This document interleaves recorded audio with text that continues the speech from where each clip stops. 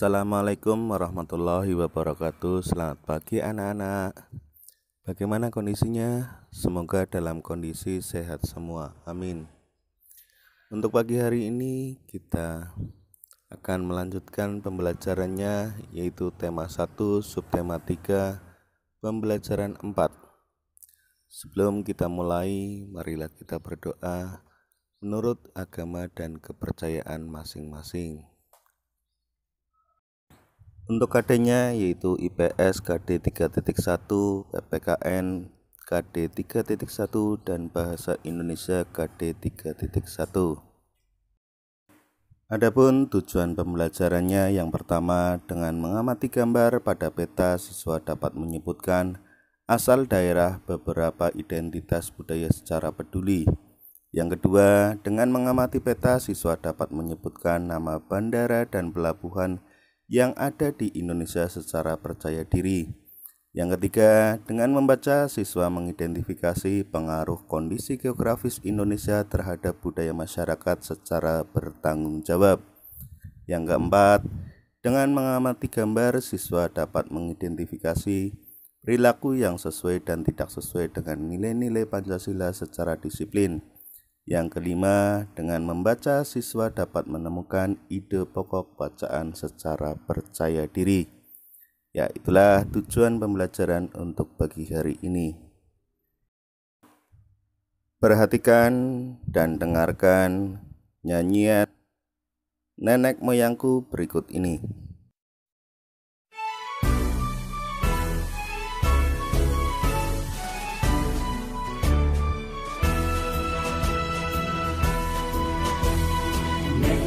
Moyangku orang pelaut, gemar mengarung luas samudra, menerjang ombak tiada takut, merangkul badai sudah biasa.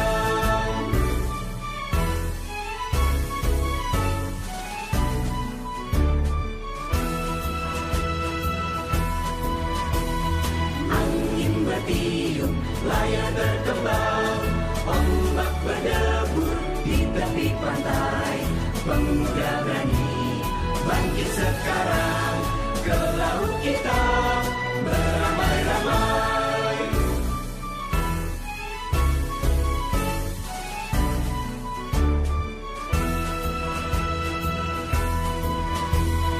Nenek moyangku orang pelaut, gemar mengarung luas samudra, menerjang ombak tiada takut, menempuh badai sudah biasa.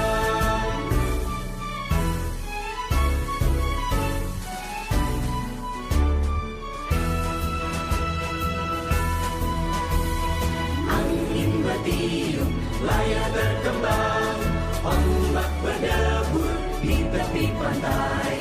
Pemuda berani bangkit sekarang, ke laut kita beramai-ramai, ke laut kita beramai-ramai.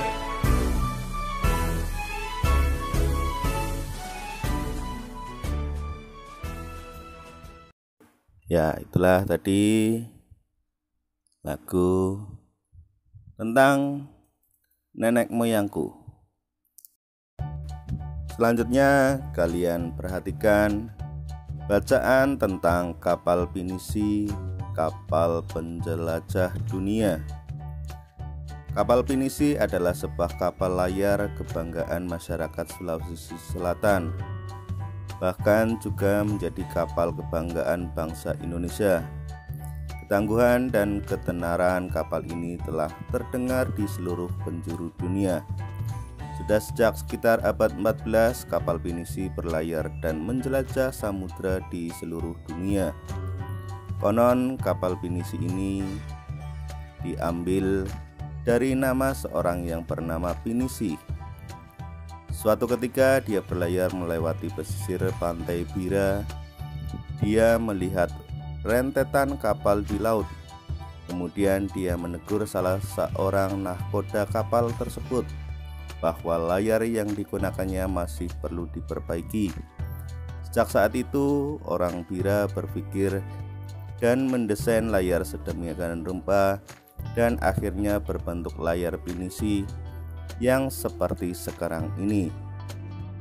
Atas teguran orang tersebut, maka orang-orang Bira memberi layar itu dengan nama pinisi. Kapal pinisi adalah kapal istimewa. Kapal ini dibuat oleh tangan-tangan ahli tanpa menggunakan peralatan canggih dan modern. Seluruh bagian kapalnya terbuat dari kayu dan dirangkai tanpa menggunakan paku. Meskipun demikian, kapal ini telah membuktikan ketangguhannya dalam mengarungi samudra dan menjelajah negara-negara dunia. Banyak upacara atau ritual yang dilakukan dalam membuat kapal pinisi, mulai dari pencarian hari baik untuk memulai pembuatan, upacara atau ritual mengusir roh jahat saat akan menebang kayu yang akan digunakan untuk membuat kapal pinisi, upacara atau ritual peletakan lunas dan pemasangan pengapit lunas, kemudian memasuki proses penggabungan dan pendempulan badan kapal. Pada proses terakhir dilakukan peluncuran, namun sebelumnya juga diadakan upacara atau ritual selamatan. Semua upacara atau ritual itu dilakukan semata-mata untuk mengharapkan keselamatan dan kesejahteraan bagi pembuat, pemilik, dan penumpang kapal pinisi. Peluncuran kapal pinisi dilakukan pada saat air laut pasang dan matahari sedang naik. Ketika kapal sudah mengapung di laut, barulah tiang dan layar dipasang. Kapal yang diluncurkan biasanya sudah siap dengan awaknya. Adapun kepala tukang bertindak sebagai pelaksana utama upacara dan duduk di sebelah kiri. Doa dan mantra pun diucapkannya. Walaupun terbuat dari kayu, kapal ini mampu bertahan dari terjangan ombak besar di laut lepas. Kapal pinisi satu-satunya kapal kayu besar dari sejarah masa lampau yang masih diproduksi hingga sekarang. Kapal pinisi sendiri umumnya memiliki 2 tiang layar utama dan 7 buah layar. 2 tiang layar pada pinisi menyimbolkan 2 kalimat syahadat, sedangkan ke-7 layarnya melambangkan jumlah ayat dalam surat Al-Fatihah. Ada beberapa jenis kapal pinisi, tetapi yang pada umumnya pinisi ada 2 jenis.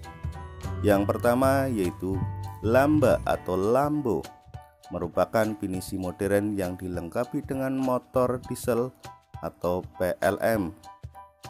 Yang kedua yaitu palari, merupakan bentuk awal pinisi yang melengkung dan ukurannya lebih kecil dibandingkan dengan lamba. Kapal pinisi biasanya digunakan sebagai kapal pengangkut barang atau antar pulau. Namun di era modern sekarang ini, pinisi sebagai kapal barang berubah fungsi menjadi kapal pesiar mewah. Pinisi dibuat dengan interior yang mewah dan dilengkapi peralatan menyelam dan peralatan permainan wisata bahari. Kapal pinisi juga dijadikan lambang salah satu gerakan WWF, yakni Short Harp. Gerakan ini merupakan gerakan untuk penyelamatan dan pelestarian hiu. Membanggakan, bukan? Ya, itulah bacaan mengenai kapal pinisi, kapal penjelajah dunia. Berikut ide-ide pokok pada masing-masing paragraf dari bacaan kapal pinisi, kapal penjelajah dunia. Untuk paragraf yang pertama, kapal pinisi adalah sebuah kapal layar kebanggaan masyarakat Sulawesi Selatan. Untuk paragraf kedua, ide pokoknya yaitu konon pinisi diambil dari nama seseorang yang bernama Pinisi. Untuk paragraf ketiga, ide pokoknya yaitu kapal pinisi adalah kapal istimewa. Paragraf keempat, ide pokoknya yaitu banyak upacara atau ritual yang dilakukan dalam membuat kapal pinisi.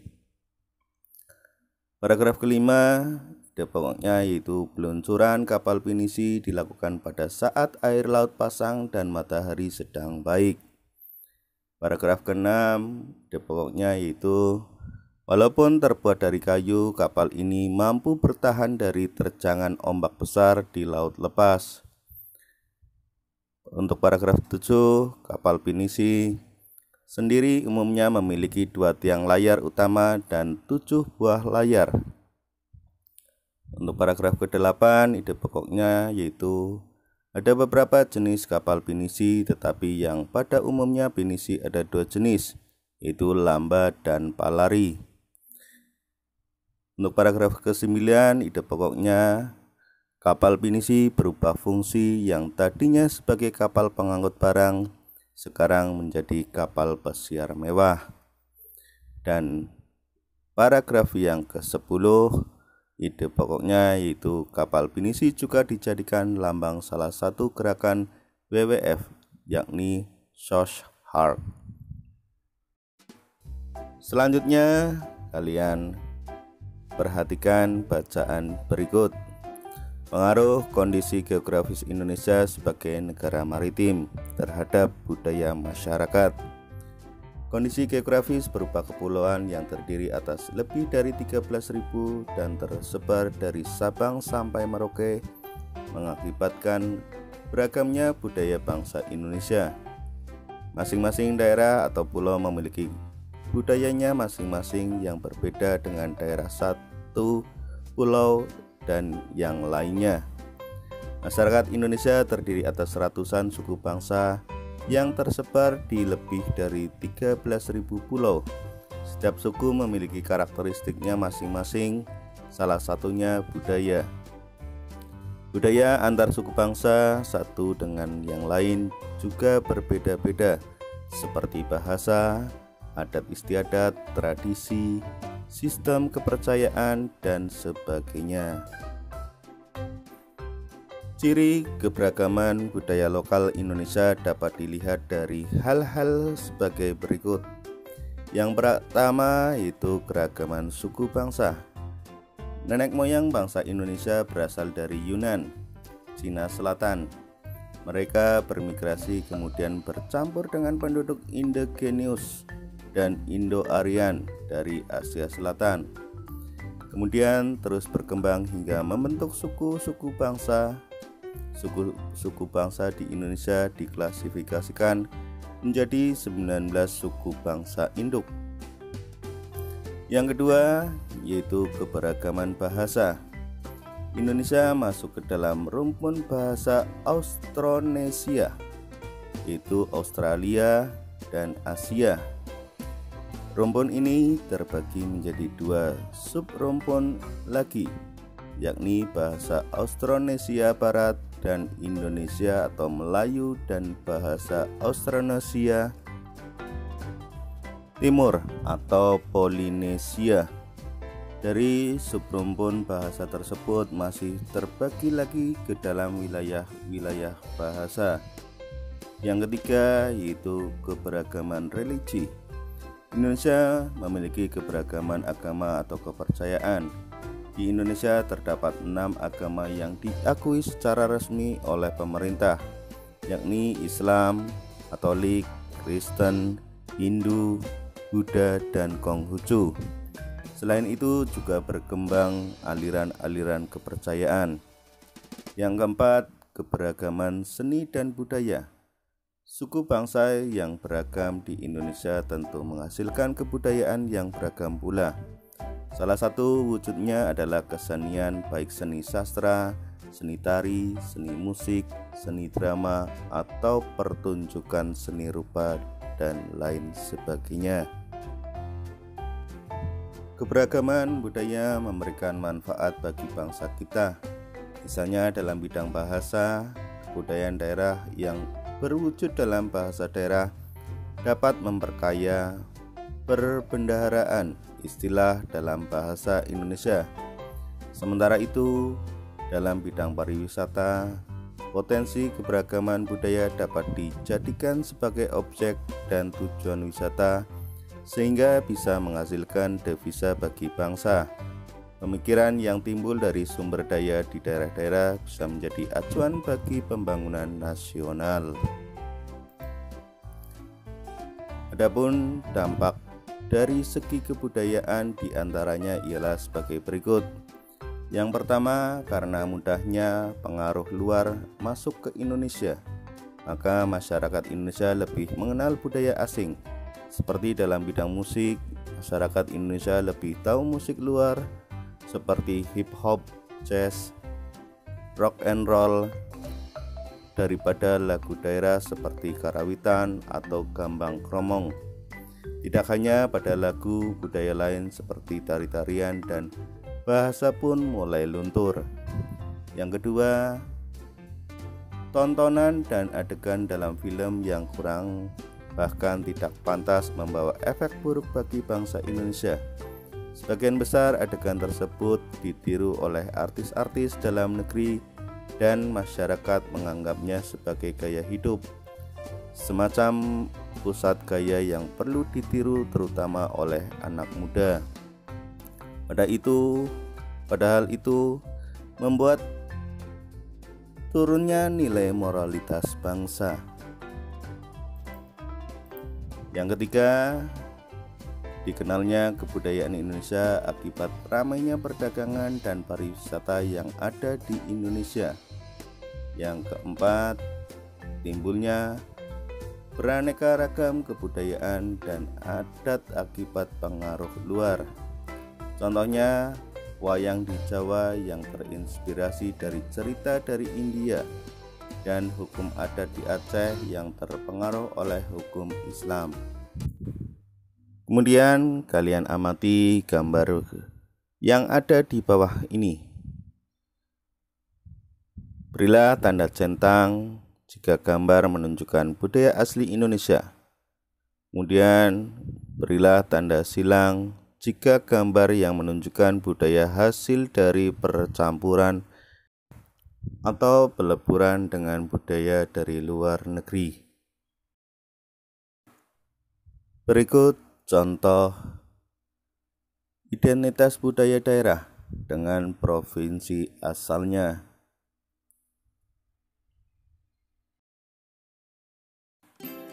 Selanjutnya, kalian perhatikan bacaan berikut. Pengaruh kondisi geografis Indonesia sebagai negara maritim terhadap transportasi masyarakat. Wilayah Indonesia yang luas berupa kepulauan dan disatukan oleh laut sangat mempengaruhi kondisi transportasi yang ada. Jalur strategis yang bisa digunakan untuk menghubungkan antara pulau satu dengan pulau yang lain adalah jalur laut dan jalur udara. Adapun jenis atau moda transportasi yang efektif digunakan adalah kapal laut dan pesawat terbang. Adapun jalur darat ada moda transportasi kereta api, bus, dan mobil yang digunakan untuk menghubungkan daerah satu dengan daerah lain dalam satu pulau. Penggunaan pesawat sebagai moda transportasi penghubung antar pulau harus didukung dengan sarana pendukung. Sarana pendukung untuk pesawat adalah tersedianya bandara udara atau bandara serta lapangan udara. Untuk pulau-pulau besar dan kota-kota besar dibangunlah bandara yang mampu menampung pesawat-pesawat besar. Sedangkan di pulau-pulau kecil dibangunlah lapangan udara yang hanya mampu menampung pesawat-pesawat kecil atau pesawat-pesawat perintis. Begitu pula dengan penggunaan kapal sebagai moda transportasi penghubung antar pulau, harus didukung dengan ketersediaan pelabuhan yang memadai. Ketersediaan pelabuhan yang memadai dan jumlah kapal yang banyak bisa meningkatkan mobilitas masyarakat antar pulau. Karena penggunaan moda transportasi kapal dirasa masih lebih murah jika dibandingkan dengan menggunakan pesawat, sehingga masyarakat lebih banyak memilih untuk menggunakan kapal untuk bepergian antar pulau.